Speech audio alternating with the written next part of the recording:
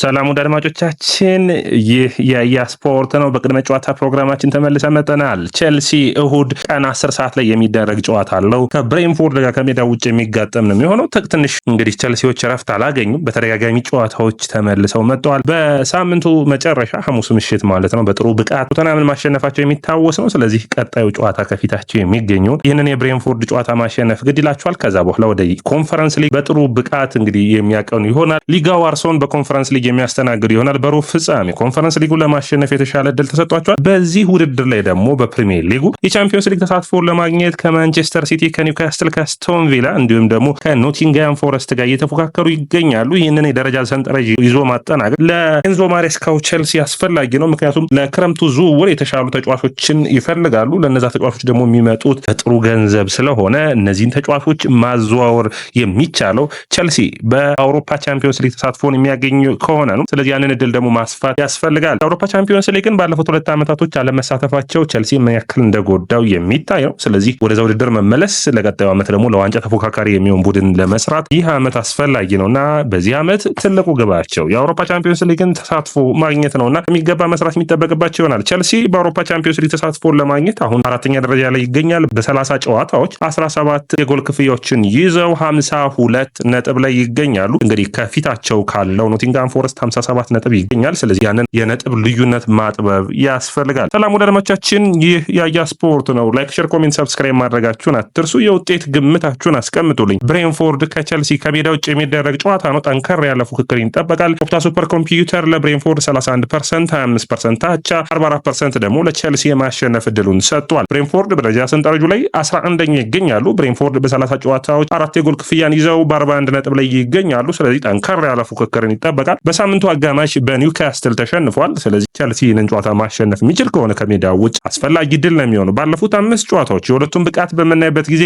4 ጊዜ ቼልሲ ካለፉት 5 ጨዋታዎች 4ቱን አሸንፎ አንድ ብቻ ነው የተሸነፈው። ወደ አርሰናል ኤምሬትስ አቅንቶ በብሬንፎርድ በኩል ካለፉት 5 ጨዋታዎች 2 አሸንፈው 2 ተሸንፈው አንድ አቻ ነው የወጡት። በአጠቃላይ ሁለቱም በጥሩ ብቃታቸው ላይ ይገኛሉ። ይህ ጨዋታ በተለይ በብሬንፎርድ በኩል የሁለቱን አጥቂዎቹን ዊሰን እና እንዲሁም ደግሞ ሚንቦሙን ማቆም ለቼልሲ ግድ ይለዋል። በቼልሲ በኩል የኒኮላስ ጃክሰን እንዲሁም ማድዌኬ ወደ ቋሚ ያሰላለፉ ይመጣል ተብሎ ይጠበቃል። ምን ትላላችሁ? ኮሜንት መስጫ ቦክስ ላይ እናንተን አስተያየት አስቀምጡልኝ። ይህ ያያ ስፖርት ነው። ላይክ፣ ሼር፣ ኮሜንት፣ ሰብስክራይብ ማድረጋችሁን አትርሱ። ወደ አድማጮቻችን እንግዲህ በጉዳት ዜና እንጀምር። በሁለቱም የቡድን ዜና በምናይበት ጊዜ በብሬንፎርድ በኩል ሪኮ ሄነሪ ወደ ቡድኑ የሚመለስ የሆነ ጀንሰን ወደ ስልጠና ተመልሷል። ነገር ግን አሁንም ወደ ቋሚ ያሰላለፉ ወይም ደግሞ ወደ ሙሉ ስብስብ ውስጥ የመካተት እድሉ ጠባብ ነው። አሮን ሃኪ እንዲሁም ደግሞ ጉስታቮ ኑኔስ ደግሞ የማይኖሩ ይሆናሉ። በቼልሲ በኩል እንግዲህ ያው የተለመዱት የፎፋና እና እንዲሁም ደግሞ የላቪያ ጉዳት አሁንም አሳሳቢ እንደሆነና ወደ ቡድኑ እንደማይመለሱ ኤንዞ ማሬስካ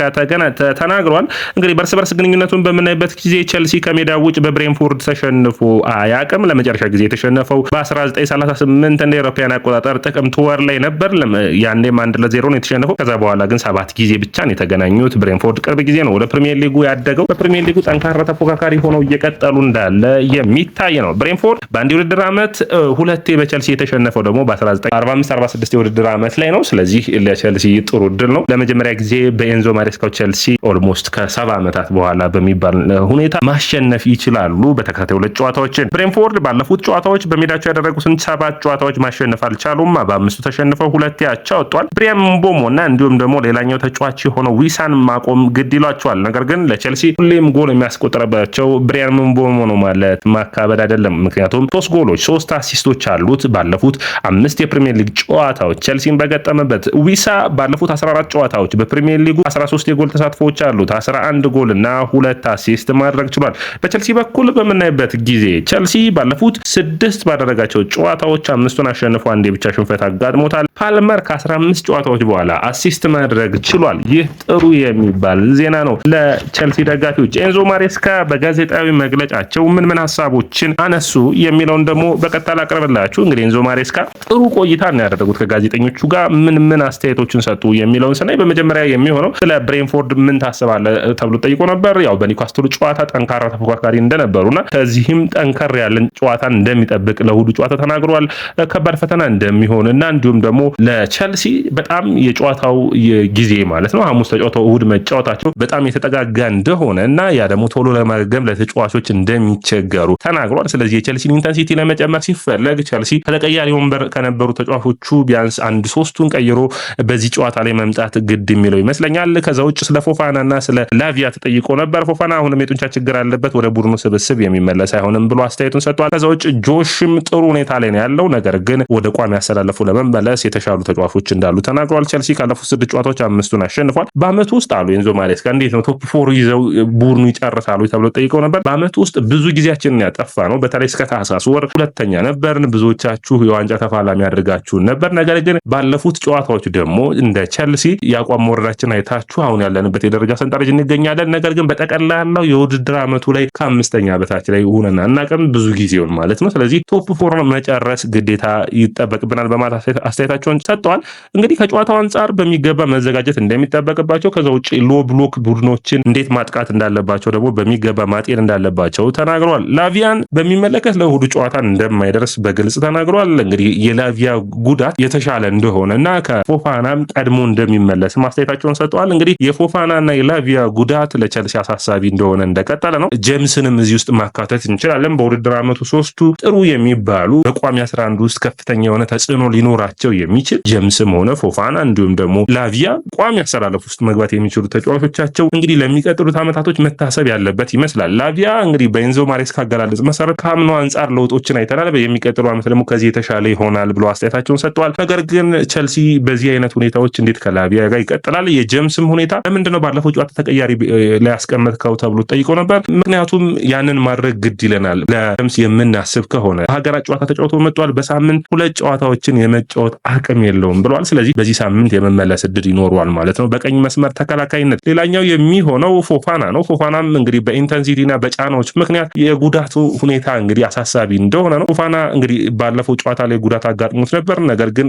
ከፎፋናና ከላቪያ ቀድሞ የሚደርሰው ላቪያ ነው በማለት እንግዲህ ኤንዞ ማሬስካ በጋዜጣዊ መግለጫቸው ተናግረዋል። እንግዲህ የነዚህ 3 ተጫዋቾች ምክንያት እንግዲህ ለቸልሲም ለዋንጫ ተፋላሚነት በሚቀጥለው ዓመት ሲያስብ የነዚህ 3 ተጫዋቾች ሚና ከፍ ያለ ነው ብዬ አስባለሁ። ጄምስ ምርጥ ቢሆን የጄምስና የኩኮሬላ ምርጥነት ፎፋናን ኮልዊል ካለ የቸልሲ አትሊስት አንድ ተከላካይ ቢጨምር ለዋንጫ የሚፎካከር ቡድን መገንባት ይችላል። ላቪያና ካይሴዶ ካሉ አማካይ ክፍሉ በፕሪሚየር ሊጉ ካሉ ምርጡ የመሆን እድል ይኖረዋል። ስለዚህ እንደ አጥቂ ብቻ ነው የሚጎለው የሚመስለው ቡድኑ የሚሆነው ማለት ነው። ነገር ግን ቡድኑ የጉዳት ችግሮቹን መቀነስ ይጠበቅበታል። ኤንዞ ማሬስካም እዚህ ላይ በሚገባ እየሰራ እንገኛለን በማለት አስተያየታቸውን ሰጥተዋል። ከዛም ውጭ ኤንዞ ፈርናንዴዝን በሚመለከት ጠይቀው ነበር። ኤንዞ አሉ በብሔራዊ ቡድንም በእኛ ጨዋታ ትክክለኛው ቦታ መገኘት ላይ በትክክለኛው ሰዓት ላይ በሚገባ እየሰራ ነው፣ ያ ደግሞ ውጤታማ እያደረገው ነው በማለት አስተያየታቸውን ሰጥተዋል። በመጨረሻም ኤንዞ ፈርናንዴዝ አጨዋወት ፍራንክ ላምፓርድን አይመስልም ወይ እንዴት ታዩታላችሁ ተብሎ ጠይቀው ነበር።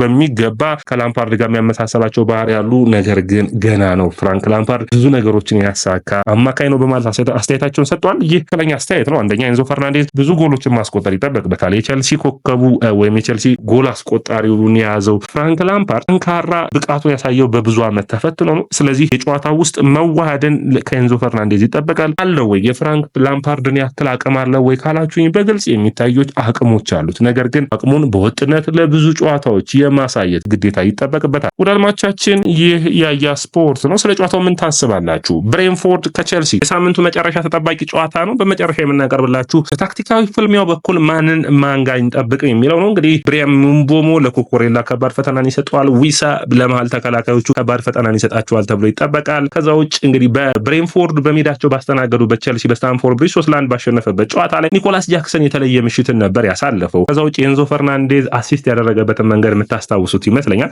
ስለዚህ እንደዚህ አይነት ጥምረቶች ይጠበቃል። የአሁኑ የቶማስ ፍራንኮ ብሬንፎርድ በጣም ጠንካራ የሆነ ማጥቃት አቅም ያለው ቡድን ነው። ስለዚህ የተሻለ የማጥቃት አቅም ያለው ቡድንን የመገንባት ፍላጎት አላቸው። ስለዚህ የተሻለ ቸልሲ ውጤታማ መሆን ደግሞ ይጠበቅበታል። ለማጥቃት ጠንክረው የሚመጡ ከሆኑ ብሬንፎርዶቹ ቸልሲ ደግሞ በሚገባ በካውንተር አታክ ማጥቃት ይጠበቅበታል። የቸልሲ ግምታዊ አሰላለፉ አሁንም በግብ ጠባቂ በኩል ሳንቼዝ ቋሚ ሆኖ ይጀምራል። ጄምስ፣ ቻሎባና ኮልዊል፣ በግራ መስመር ደግሞ ኩኮሬላ፣ ካይሴዶ፣ ከዛ ውጭ በአማካይ መካከል ኤንዞ ፈርናንዴዝ እና ኮል ፓልመር። በማጥቃት መስመሩ ላይ ነው እንግዲህ ትንሽ አስቸጋሪ ሊሆን የሚችለው። በኔ እይታ ኔቶን እና ማድዌኬን ከጃክሰን ጋር ነው የሚሰለፉት። ምክንያቱም ማድዌኬ ድል ሊሰጠው ይገባል የተሻለ ብቃቱን ማሳየት። ሳንቾ ደግሞ ረፍትን ወስዶ በአውሮፓ መድረክ ላይ ለሚደረገው ጨዋታ ረፍቶች ያስፈልጋሉ። ስለዚህ ማድዌኬና እንዲሁም ደግሞ ሌላኛው ተጫዋች የሆነውን በቀኝ መስመር ላይ ጄምስን ወደ ተከላካይ መስመሩ መመለስ ያስፈልጋል። ጠንካራ መከላከል ለቸልሲ ስለሚያስፈልግ ውድ አድማጮቻችን ይህ ያያ ስፖርት ነው። ላይክ፣ ሼር፣ ኮሜንት፣ ሰብስክራይብ ማድረጋችሁን አትርሱ።